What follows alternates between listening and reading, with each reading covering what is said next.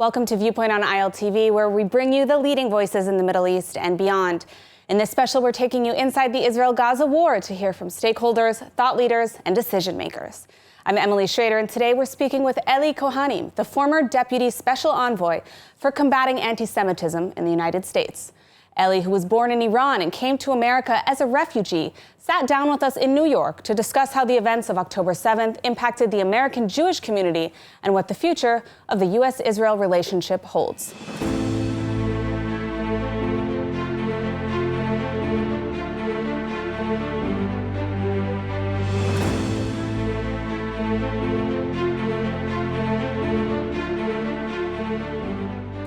Ellie Cohanim, thank you so much for joining us.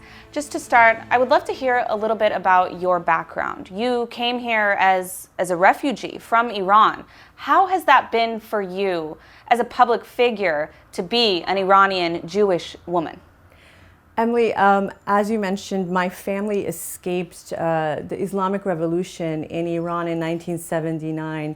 Which I would argue was a historic disaster, part of what we're seeing play on the international scene right now with the rise of the Ayatollah Khomeini, who grabbed power from the Shah of Iran, the King of Iran. And Emily, you know, under the Shah, the Jewish community in Iran was flourishing. There were about 100,000 Jews in Iran. When the radical Islamists grabbed power, one of the first steps they took was the execution of the president of the Jewish community, Mr. Habib al-Ghannaian. And it was at that point that my family and the vast majority of Iranian Jews knew that we were under threat, because if they could execute our leader, then any of us could be killed. And so at that point, my family fled. We arrived in New York, and I am just so blessed that the United States of America gave us refuge and gave us refugee status. And I've just been really blessed to grow up in the United States. Now, you served under the Trump administration as the Deputy Envoy for combating anti-Semitism. With all of the rise in anti-Semitism that we've seen in response after the October 7th massacre by Hamas, what is your take on what's happening on campuses and communities, and how do you judge, say, how the Biden administration is handling the issue of anti-Semitism? What we saw after October 7th is a tidal wave, a tsunami, a 400% increase in anti-Semitism in the United States. This is unprecedented levels of anti-Semitism. So, Emily, for many years now, the trend in the United States has been, unfortunately, rising numbers of anti-Semitic incidents and attacks across the country. But 400% is a staggering number. And if you think about what happened, on October 7th, Hamas invaded Israel, massacred over 1,200 people, raped women, beheaded babies, burned family members alive, killed parents in front of children and children in front of parents. And the news was beginning to filter in the United States. Now, before Israel had had a chance to retaliate militarily against Hamas, before they even had a chance to, never mind bury their dead, but to identify their dead, we started to see these organized protests supporting Hamas all across this country and all around the world. And so when you ask me what this means, what I would tell you is that the Hamas massacre on October 7th of Israelis unleashed a global evil of Jew haters who feel strengthened and empowered by Hamas's massacre. They are sensing Jewish vulnerability. They think this is their moment to attack Jews everywhere, including right here in the United States. And frankly, we've seen them coming after us. And when I say we've seen them coming after us, this 400% increase in attacks and incidents has left one Jew dead in Los Angeles, a gentleman by the name of Paul Kessler, who was killed at one of these rallies where an Arab American professor assaulted him, and he wound up dead. And unfortunately, LAPD is still not considering this a hate crime. And we've seen Jews assaulted all across the country. So what this means for the government of the United States, and specifically for the Biden administration, is that we are overdue for the Biden administration to come out in full force with every lever of government agency, power, to stem this Jew hatred before it eats and engulfs American society. And I would tell you that we're not seeing it right now, Emily. And I'll mention a couple of things that I think I referenced so far. Number one, we're not seeing police departments arrest these violent protesters. We're not seeing these people, we're not seeing them prosecuted as committing hate crimes, which has higher consequences in the criminal justice system. We're not seeing DAs. We're not seeing the DAs pursue these criminals, and altogether, we're just not seeing leadership from the top, letting it be known that this country is not going to tolerate Jew hatred. Let's shift gears a little bit and talk about Iran, which unfortunately also relates to anti-Semitism. You are one of the foremost experts on this issue in the United States. What is the Biden administration not doing that they should be doing to deal with the Islamic Republic? Well, Emily, as you and I speak, the Islamic Republic of Iran has activated all of its proxies across the Middle East, and we're seeing complete destabilization in the region. Yesterday, Secretary of State Antony Blinken made a statement saying that the region is more vulnerable, more, on the verge of catastrophe than it has been since 1973, Blinken says himself. And again, so the Iranian proxies, all of them have been activated. We're seeing Hamas activated in Gaza, Hezbollah in Lebanon, we're seeing the Houthis in Yemen, and the Iranian militias in Iraq, activity in Syria. So all of the Middle East right now is engulfed. And what's happening is that not only is America's #1 ally in the region, Israel, under attack, but even the United States' own forces, assets, and servicemen, now 3 servicemen and women dead. We're seeing America under attack right now from the Islamic Republic. And so what can the Biden administration do differently? Well, there's much that they should have done differently that would have avoided us being in the moment that we are right now, which was just 3 Americans dead. But I'll tell you what the Biden administration must do at this point. They need to understand that the only language that the Islamic Republic understands is the language of power. And so we've heard this over and over again, that it behooves the Biden administration to be putting the military option on the table. And so what that means is that they need to be convincing enough to the Islamic Republic that the United States will use whatever military actions necessary. And so that means at this point now, after we have been on the receiving end of Iranian attacks, that we need to see strong and bold military response. So that would mean that ideally what Joe Biden needs to do is he needs to strike the Iranians themselves. He needs to take out some Islamic Republic assets. So that would mean targets in Iran, including either their military targets or their economic targets like oil fields, refineries, and so on. That would hurt them economically. We also know that the Iranians have a tanker, they have a ship in the Red Sea right now, which is providing the intelligence and the guidance to the Houthis, and that's what's guiding the Houthi attacks on American and international shipping. So these are all options that are easily available to Joe Biden. And I have no doubt that the Pentagon has presented Biden with a list of potential Iranian targets. The question now is, will Joe Biden be the leader the United States needs right now? And I think this is something that the entire world is watching and tracking. What will the United States do next? President Biden has received quite a bit of criticism. As you mentioned, there are things that should have been done before. I was wondering if you could elaborate a bit on what those steps are, and as a follow-up to my next question, which is, how do we get to a point where there's actually a regime change in Iran? Does it take a war? Are there other options on the table that can help this momentum change and hopefully see a better Iran, a free Iran?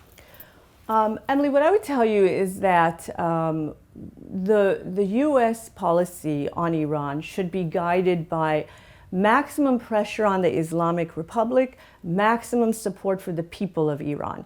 Now, the people of Iran were out on the streets for over a year and a half during Biden's term in office, where it started with the Mahsa Amini protests, with Iranians taking to the streets because this innocent Kurdish Iranian girl, was killed by the Islamic Republic for wearing her hijab slightly off. And so we saw the Mahsa Amini protests for over a year and a half. And what happened was that the Islamic Republic regime used the most brutal tactics: killing, raping, shooting people in the eye, taking out one eye, blinding folks, and so on, until they were able to repress the Iranian people. But the Iranian people have shown over and over again that they are seeking freedom and that they want to join the peace-loving, freedom-loving peoples of the world. They reject this regime. They are looking for a hand. At the same time, so the Biden administration should be supporting the people of Iran. We have not seen them do that yet. At the same time, the Biden administration came into office and they immediately started to accommodate the Islamic Republic. So they immediately, as an example, stopped enforcing sanctions on Iranian oil sales to China. Now imagine, these are two of our adversaries, China being our #1 global adversary. And what does the Biden administration do? They first allow the Iranians to get enriched, $75 billion richer today since Joe Biden came into office than they were when Donald Trump left office. So they're enriching the Iranians with this policy, and they're allowing our #1 adversary, China, to have cheap oil, cheap energy for China. So this policy is obviously insane and works directly across U.S. national security. And yet this is what Joe Biden has been doing since he's come into office. So we have members of Congress just today in the news, bipartisan, asking Joe Biden to enforce oil sanctions against Iran. So that's the #1 step that they need to take. Go back to maximum pressure, enforce existing sanctions that are on the book, support the Iranian people in their quest for freedom. And Emily, I would argue that if the United States were to take such a policy approach, then the Islamic Republic regime's days are numbered, and those numbered days would go by faster. And the reason I say that is because if you look at what's happening in Iran right now, because of the corruption of the regime and the fact that the regime enriches itself, its IRGC, regime officials, they take all of the country's bounty of oil and natural gas and they line their own pockets with this. So because of their corruption, the state of the economy is a complete shambles. And we see people who are literally starving on the streets of Iran. While again, this is a country rich with oil and natural gas and other resources. There's no reason for it other than the corruption of the regime.